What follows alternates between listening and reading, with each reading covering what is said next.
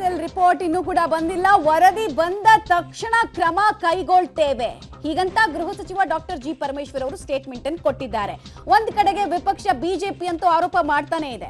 ಯಾವುದೇ ವರದಿ ಬಂದ್ರೂ ಕೂಡ ಮುಚ್ಚಿಡೋ ಪ್ರಮೇಯ ಇಲ್ಲ ಅನ್ನೋದು ಗೃಹ ಸಚಿವರ ಮಾತು. ಸಾರ್ವಜನಿಕವಾಗಿ ನಾವು ಮಾಹಿತಿನ ಬಿಚ್ಚಿಡ್ತೀವಿ ಅಂತ ಕೂಡ ತಿಳಿಸ್ತಾ ಇದ್ದಾರೆ. ಈಗಾಗಲೇ ನಾನು ಹೇಳಿದ್ನಲ್ಲ, ಮೊನ್ನೆ ಬೆಳಗ್ಗೆನೂ ಹೇಳಿದ್ದೇನೆ, ರಿಪೋರ್ಟು ಸಂಪೂರ್ಣವಾದಂಥ ಮಾಹಿತಿ ರಿಪೋರ್ಟ್ ಬರೋದಿದೆ. ಬಂದ ತಕ್ಷಣ ಅದರಲ್ಲಿ ಪಾಸಿಟಿವ್ ಬಂದಿದೆ ಅಂತ ಹೇಳಿದರೆ ಇಮ್ಮಿಡಿಯೇಟಾಗಿ within no time we will take action.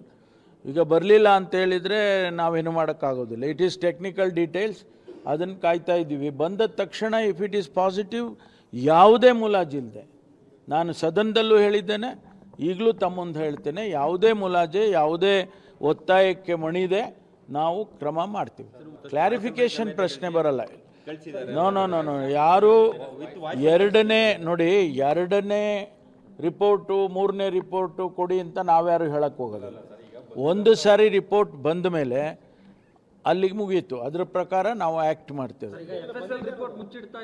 ಯಾರು ಅದ್ರ ಅಗತ್ಯನೇ ಇಲ್ಲರಿ, ಅದರ ಅಗತ್ಯನೇ ಇಲ್ಲ. ಅವ್ರು ಏನು ಬೇಕಾದ್ರೂ ಆರೋಪ ಮಾಡ್ಕೊಳ್ಳಿ, ಅವ್ರು ಆರೋಪ ಮಾಡೋಕ್ಕಿದ್ದಾರೆ, ನಾವು ಉತ್ತರ ಕೊಡೋಕ್ಕಿದ್ದೀವಿ.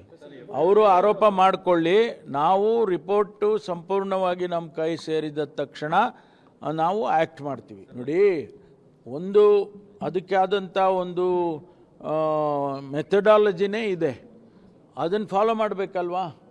ಸುಮ್ಮನೆ ಅವರು ಹೇಳಿಬಿಟ್ರು, ಅವ್ರು ಸ್ಟೇಟ್ಮೆಂಟ್ ಕೊಟ್ಟಿದ್ದಾರೆ, ಬಂದ್ಬಿಟ್ಟಿದೆ, ಅದು ಮಾಡ್ತಾ ಇಲ್ಲ, ಮುಚ್ಚಿಟ್ಬಿಟ್ಟಿದ್ದಾರೆ ಅಂದರೆ ನಾವು. ಡಾಕ್ಟರ್ ಜಿ ಪರಮೇಶ್ವರ್ ಅವರ ರಿಯಾಕ್ಷನ್, ರಿಪೋರ್ಟೇ ಬಂದಿಲ್ಲ ಅನ್ನೋದು ಸರ್ಕಾರದ ಸ್ಟ್ಯಾಂಡ್ ಆಗ್ತಾ ಇದೆ. ಬಟ್ ವಿಪಕ್ಷದವರು ಹೇಳ್ತಿರೋದು ರಿಪೋರ್ಟ್ ಬಂದಿದೆ ಅಂತ. ಏನಿದೆ ಅದರಲ್ಲಿ FSL ಅಲ್ಲಿ ನೋಡೋದಕ್ಕೆ ಒಂದೇ ವಿಚಾರ ಗೊತ್ತಾಗಬೇಕಾಗಿರೋದು, ವಿಡಿಯೋ ಒರಿಜಿನಲ್ ಅಥವಾ ಎಡಿಟೆಡ್ ಅಂತ. ಅದನ್ನ ನೋಡೋದಕ್ಕೆ ಎಷ್ಟು ಸಮಯ ಬೇಕು? ರಾಕೆಟ್ ಸೈನ್ಸ್ ಬಗ್ಗೆ ಏನಾದರೂ ಡೀಟೇಲ್ಸ್ ಕೇಳ್ತಾ ಇದ್ದಾರೆ ಅನ್ನೋದು ವಿಪಕ್ಷದ ಆರೋಪ.